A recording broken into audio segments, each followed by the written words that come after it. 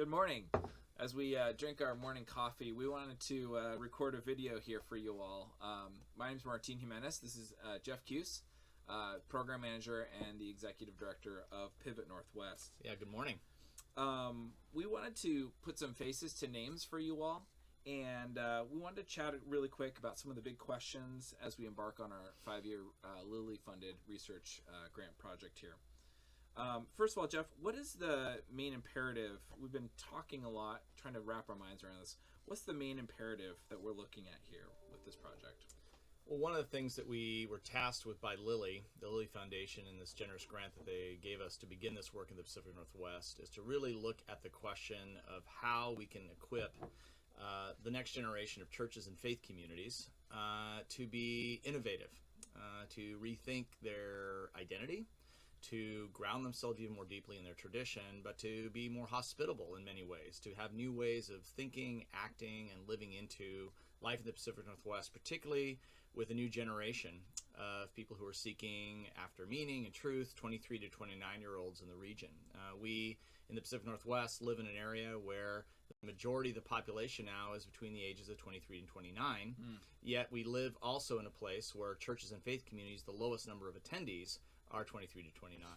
And so that distinct difference raises a question for us here in the Pacific Northwest is why?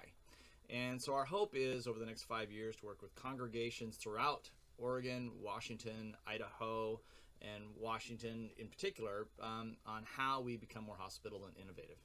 And we're not the only ones doing this. This is a nationwide That's right.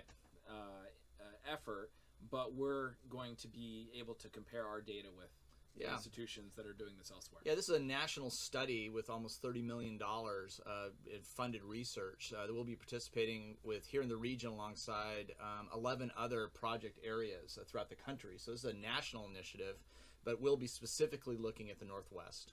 Great. How are we pursuing this? We've discussed this a lot. Give us a quick overview. Yeah, our project is Pivot Northwest.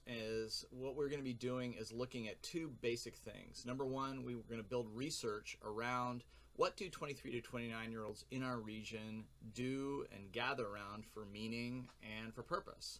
So we have been working with the Industrial Organizational Psychology program here at Seattle Pacific University with their PhD program to model research, social science research, to help us get a deep bed of research around what do 20-year-olds want to do? What kind of questions are they actually asking? Why is Google, Tableau, Amazon, Microsoft, why are these organizations become hospitable hubs of community building in ways that maybe churches haven't been? So we're going to do some research finding out some answers to that. And secondly, we're going to be working with congregations to help them reflect on themselves. Who do they see themselves as being? What are the big questions that they want to have answered? What is their identity right now? How are they searching after God and kind of grounding their identity in that question? So our research is twofold. One, what is the firmament and the land around the Pacific Northwest growing with 23 to 29-year-olds who keep coming to the region? And how are churches finding their identity in relation to the region that they're in? Great. And then finally, we've spent probably more time than we expected on this application.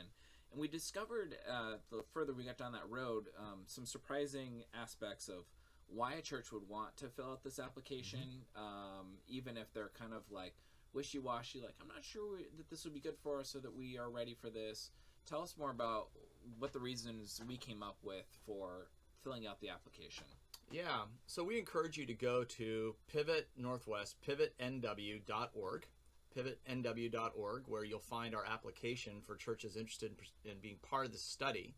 And what we're finding is the study is organized in a way to help churches and faith communities discover something about themselves.